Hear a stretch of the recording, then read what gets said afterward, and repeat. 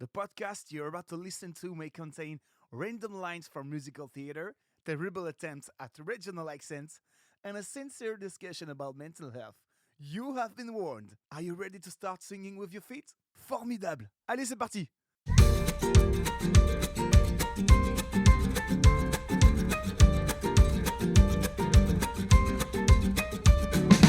Non, nous ne sommes pas fous, nous ne sommes pas ivres, nous sommes juste dans la joie.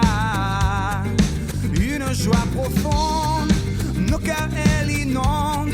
Cette joie, elle vient du ciel, non, nous ne sommes pas fous.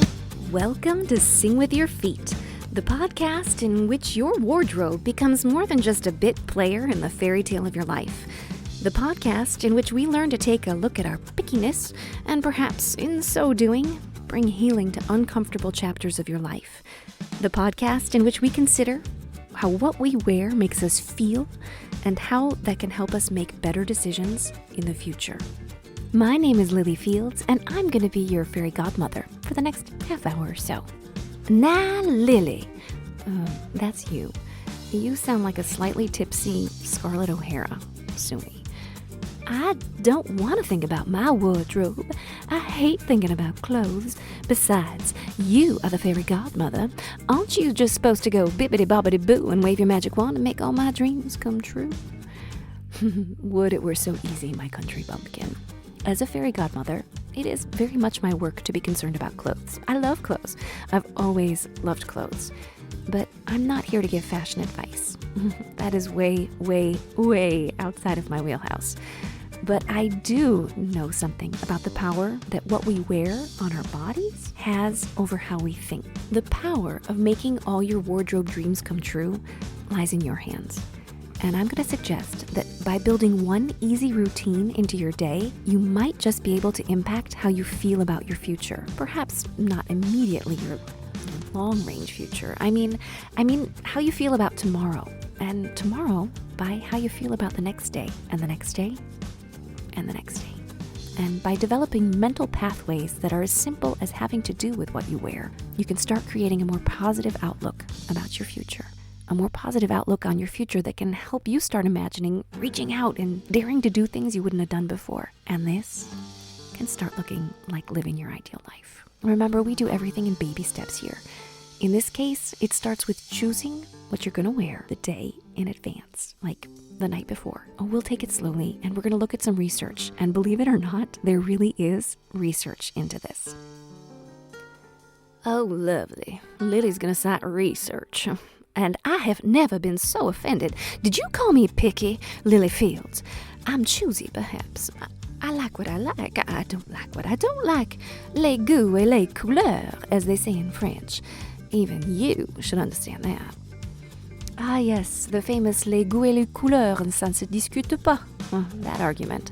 For the benefit of our non-French speaking audience, this literally means flavors and colors are not to be discussed.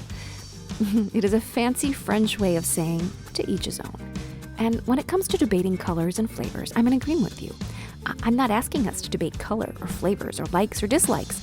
I'm asking us each, individually, to learn to examine our dislikes and to see if there's any lingering, unsolved misery behind it. I'm going to share a very personal story about this, and perhaps it will strike a chord, especially if you're somebody who's picky, like I am. Picky as in you know much more about what you don't like than about what you do like. The further we get separated from the source of the discomfort, the more generalized the dislike can become. But there is a way back.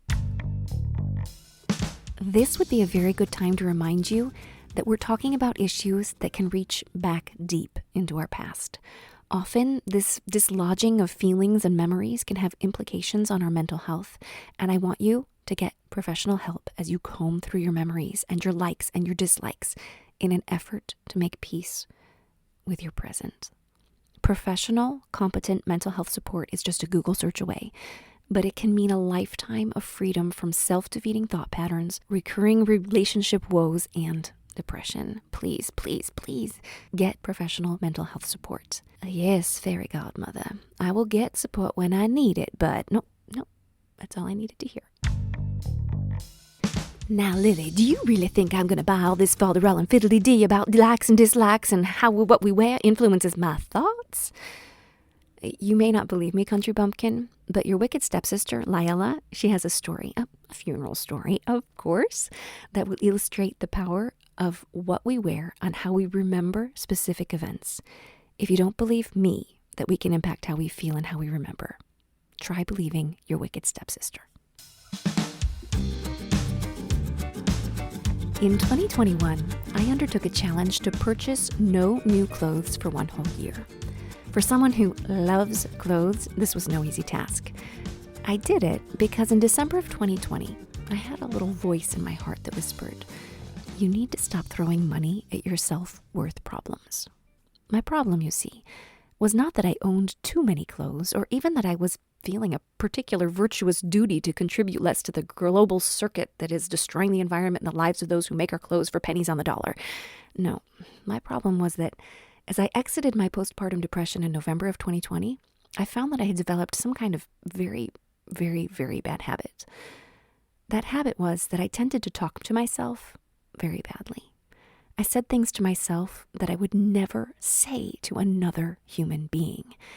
And sometimes I would be so mean, so cutting in my self-criticism that I would literally try to buy back my own good graces by buying myself a little something, like I was in some kind of abusive relationship with myself. While I had always loved to buy clothes, it had become some kind of terrible abusive cycle, and I hated myself for this too. So when this little voice of wisdom whispered in my heart that I needed to stop throwing money at my self-worth problems, I knew exactly what it meant. It meant that I needed to remove the weapon in my artillery, which kept my self-worth problems from surfacing. I needed to stop shopping. So I did. For a whole year. I spent a year thinking about my relationship to clothes, to questions of personal style, to understanding what I liked, and very, very importantly, what I didn't like. In episode 6 of the podcast that's called Desperately Seeking Sparkle, I told you about how at one point in my postpartum depression, the simple act of putting out my clothes the night before, a little routine that has a fancy French name called Mise en place, it helped me find a tiny bit of light in days that were otherwise very, very dark. One of the rules then of my year-long challenge in 2021 was to put Mise en place to work every single day. That is, in the evening, I would put out the clothes that I'd be wearing the next day, replete with socks and underwear and even the choice of shoes. And I would put them all in the place where I'd be getting dressed the next day. Doing this at a time of day when I was not stressed out, when I didn't have to be running out the door in 5 minutes, it gave me the possibility of imagining the kind of day that I wanted to have the next day. Instead of stale jeans and one of a dozen black sweaters, I was able to start imagining a day with color in it, with lace in it, with a little bit of fancy in it. Oh, I hear your thoughts, country bumpkin. You're thinking, well, that just sounds like a royal waste of time. And in response, I would like to say that there is actual scientific research into how what we wear influences the way we think and the way we behave. But you don't need scientific research to know that it's true. You may subconsciously be aware that when you're in a good mood, you tend to wear certain outfits. No, these are clothes that simply feel good to wear.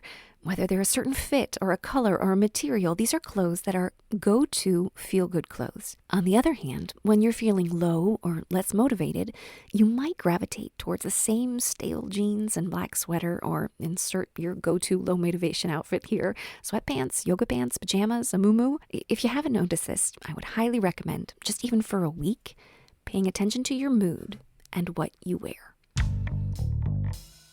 It's interesting to notice how our stress levels play a role in what we choose to wear. I'm going to even suggest that a little life hack called Mise en place can help you experience a goodly number more feel-good days by simply shifting the moment of the day you choose what you're going to wear to a time when you're feeling less stressed and more thoughtful. I believe that there is a way to influence our mood or our outcomes by choosing what we wear as a function of how we want to feel. There is anecdotal evidence for this too. Ball players who become superstitious about a t-shirt or a pair of socks because those items have always brought them good luck. The way clothing impacts our behavior and our outcomes is from a relatively recent body of research into a phenomenon called Enclothed Cognition. In order to study this really intriguing notion, researchers gave participants a certain number of relatively complex problems to solve. To some participants, a white lab coat was given, and to others, none was given. Can you guess which participants fared better on the problems? The ones with the white lab coat did. Why? Well, Enclothed Cognition would tell us that the white lab coat represents something to us. It represents respectability and success. It would tell us that the wearing of the lab coat impacted positive outcomes for the wearers. In another study, all the participants were given a lab coat, but some were told it was a doctor's coat, while some were told that it was a painter's smock. Those who were told that it was a painter's smock did not fare as well as those for whom the item of clothing was designated with a more intellectual meaning. So you see, what we believe about what we wear has an impact on our outcomes. I'm going to link to a few resources about Enclothed Cognition in the show notes if you want to go a little deeper on the topic. It's a fascinating rabbit hole if you have some time to explore it. Now, I'm not sure if this is something I should be bragging about or what you're going to think of me after I say this, but during the great lockdown of 2020, I wore fancy dresses and heeled shoes every day. I put makeup on every day. I did my hair every single day. Even as I say it, it sounds like overkill. But you see, for me, those clothes became like a costume that represented to my family that everything was going to be just fine. I wanted my boys, who were just old enough to understand that there was something very serious going on in the world, to see me behaving with confidence, even though I was racked with postpartum depression. Those dresses I wore, they made me look confident. The fact that I wore those comfy heeled sandals all day, every day, made me feel like I was just on my way out the door. Fake it till you make it, they say. And that's exactly what I did. It was one small thing that I did ultimately for myself and in a smaller way for my family, to symbolically invest in the normalcy of our lives. And honestly, in many ways, this faking it till I made it helped me climb those last few feet out of my postpartum depression. As I discovered the power that came with wearing clothes that made me feel confident, I developed a little motto for my life. Life is short. Wear the pretty clothes. What we wear does impact how we feel. If you ask me, that is why pretty underwear exists. Sure, someone might argue that it looks pretty, but I would counter that no one actually spends much time looking at it. No, we like to wear pretty underwear because it makes us feel pretty. Just as proof that my real sister Poppy and I are genetically related, it is Poppy who always says, never underestimate the power of pretty underwear. I'll link to an article that she wrote on the topic for the blog. She's a hoot. So let's get super practical for a minute. I want you to try something for me. I want you to try, just for a few days, when you have a quiet moment in the day, to check the weather for the following day. Check your schedule, what you might need to be doing. Then, I want you to go to your closet. Resist the urge to take out the same things you always wear. Think about how you want to feel the next day. Think about what clothes in your closet might actually help you feel that way. Get out some pretty underwear. Get out those nice socks you usually resist wearing. Put that outfit, the one that will make you feel the way you want to feel the next day. Put that pretty underwear in those socks, put it all on a hanger, and take it to the place where you will go first thing tomorrow morning. In the morning, I want you to relish in the knowledge that past you had future you in mind while she picked out this outfit. And then I want you to do it again for the next day and the next day. Try it for a week and see if it doesn't help ease your mornings and have a slight impact on how you're feeling about yourself.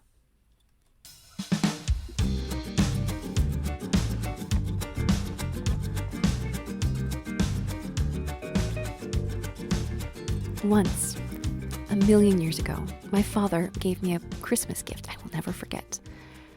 I must have been 11. Now, you know me by now. I'm a girly girl. I'm an indoorsy kind of girl, trapped in a universe of little boys.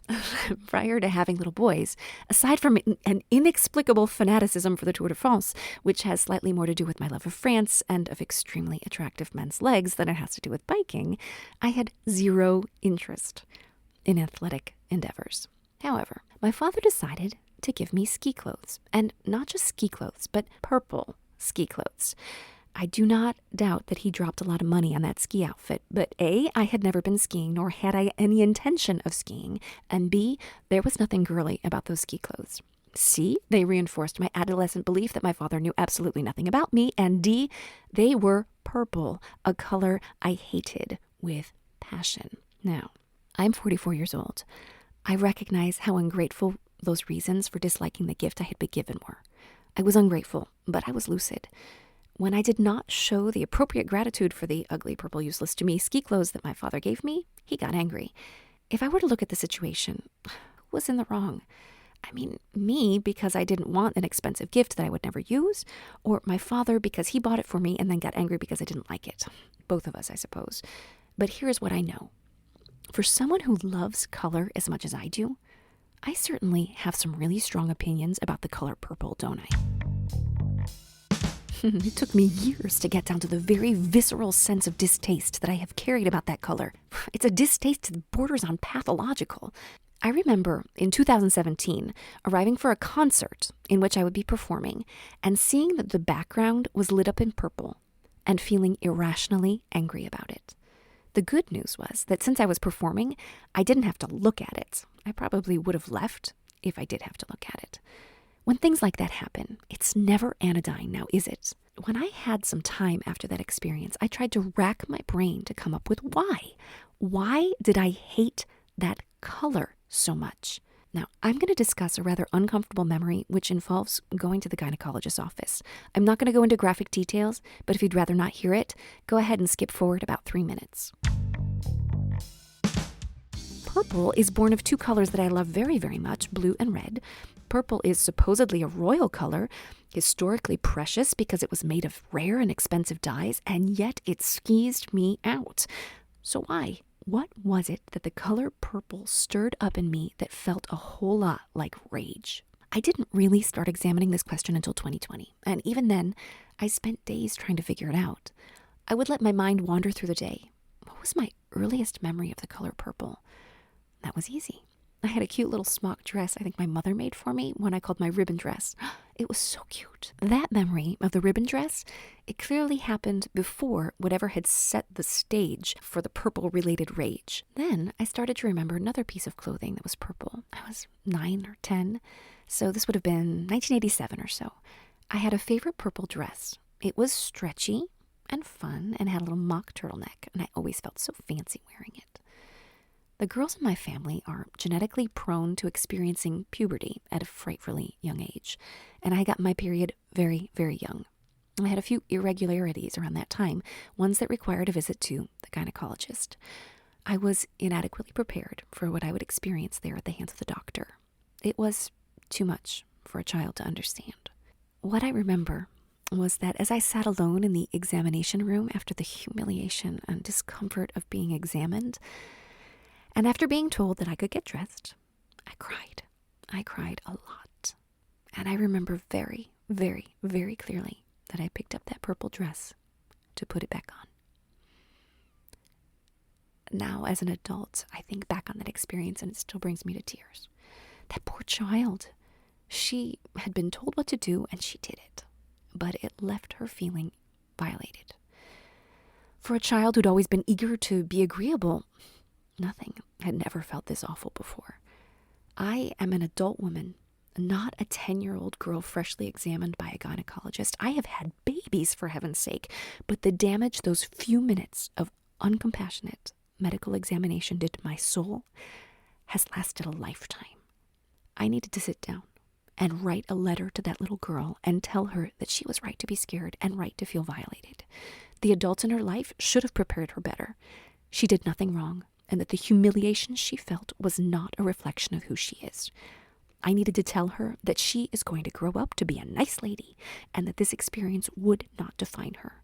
I wanted to warn her that in a year or so, her dad was going to give her a gift that she didn't want and that she didn't love, but that it wasn't worth getting into a huff about. And tell her that it was not Purple's fault. I never wore that purple dress again.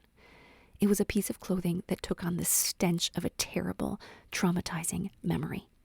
A memory so adrenaline-packed, so violating and humiliating that it managed to ruin an entire category of colors for me for more than 30 years.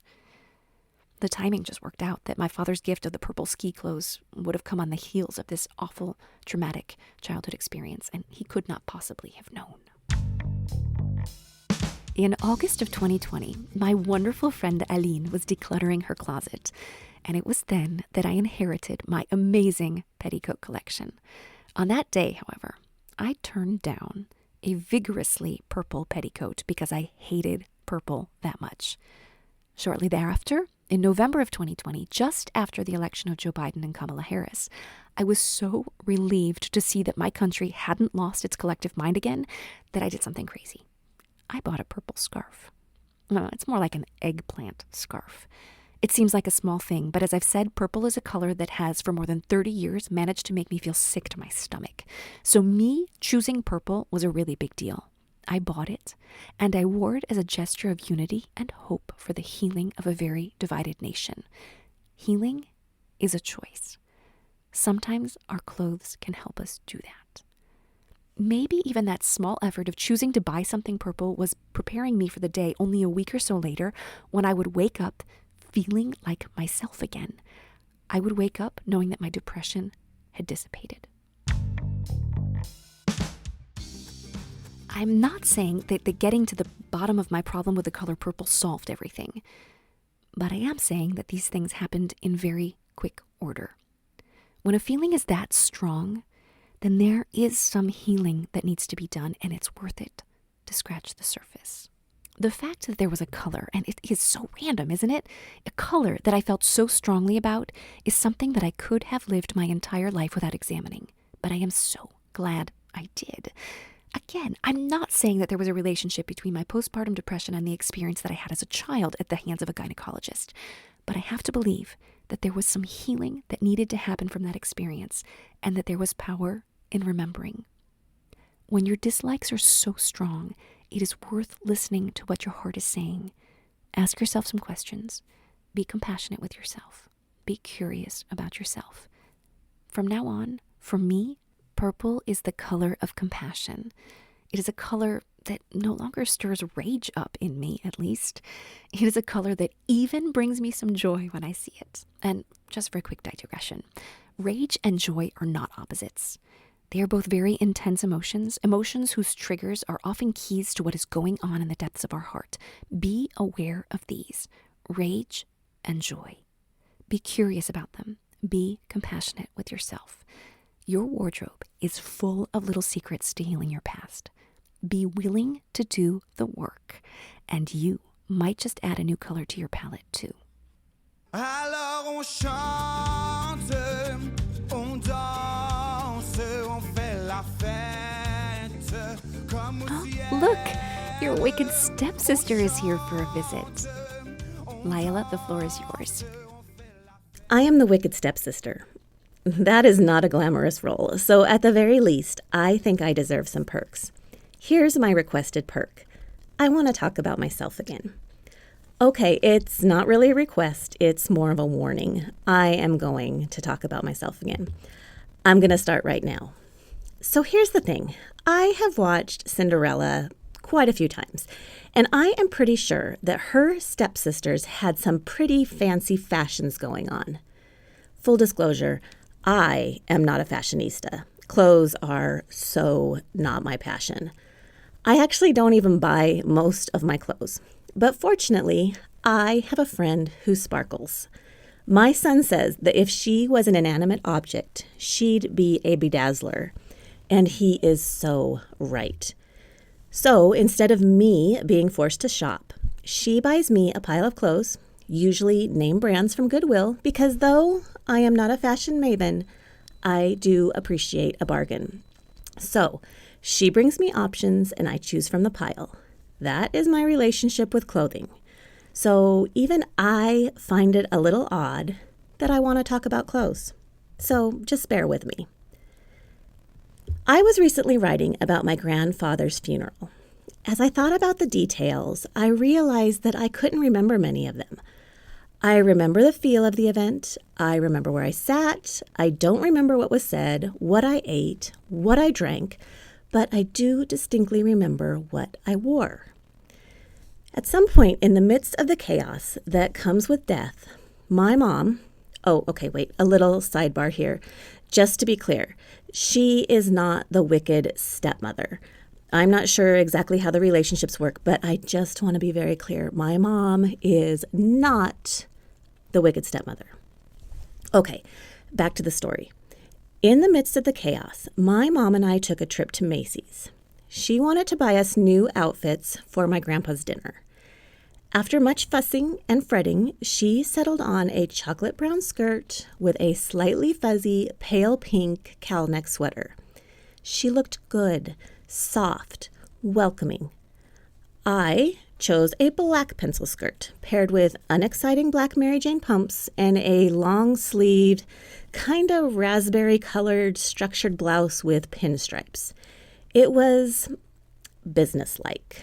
It definitely was making statements like, she looks respectful, controlled, stiff, or maybe it was asking, is that really our wicked stepsister hiding behind that stiff collar, those buttons smoothly tucked in hem, and those cuffs?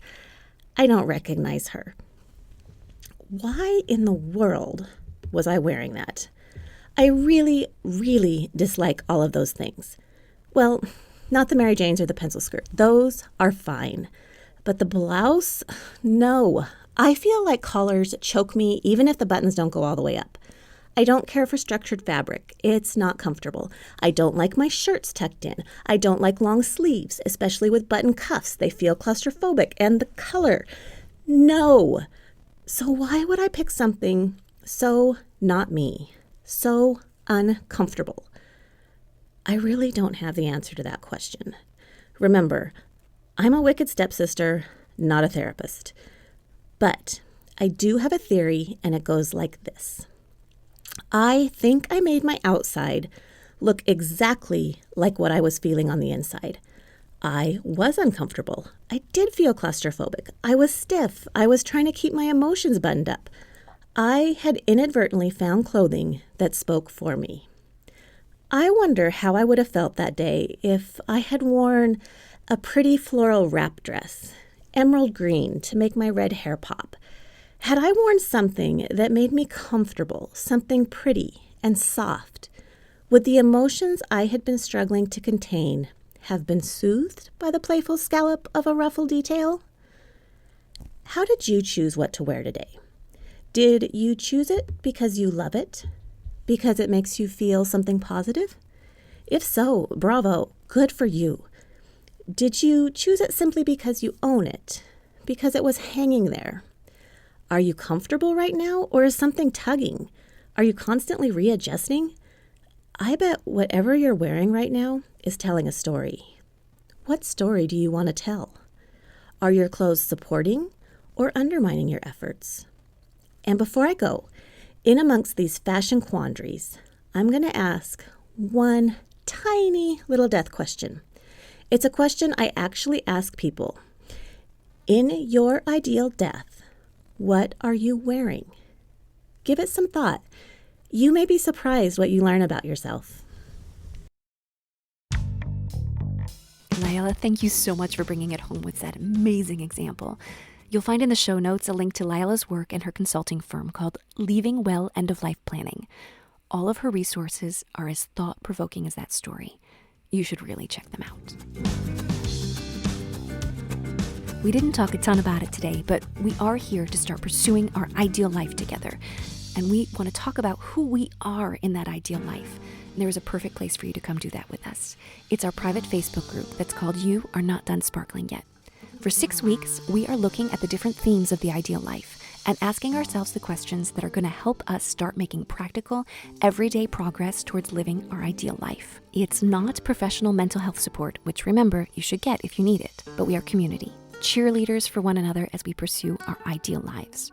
You're going to find a link to Lila's website and some of her resources about planning for our own death. She covers some really sensitive topics with compassion and kindness and a touch of humor, and you would do really well to check it out. You can follow the show on Facebook or Instagram at Sing With Your Feet, or you can reach out to me on social media at LilyFieldsChallenge or by email lily@lilyfieldschallenge.com. Lily, Lily. Don't forget to subscribe to the podcast on your favorite platform, and by rating and reviewing the podcast, you can help other people find it too. Thank you so much for sharing it with the people you think could use a fairy godmother. A great big thank you to Seven Production here in Mulhouse, France for the use of the song La Joie as the intro and outro to the show, to Matt Kugler who sang it, and Claude Eque who wrote it. You guys know how to bring La Joie. This is your fairy godmother signing off. Just remember, it is never too late to start singing with your feet.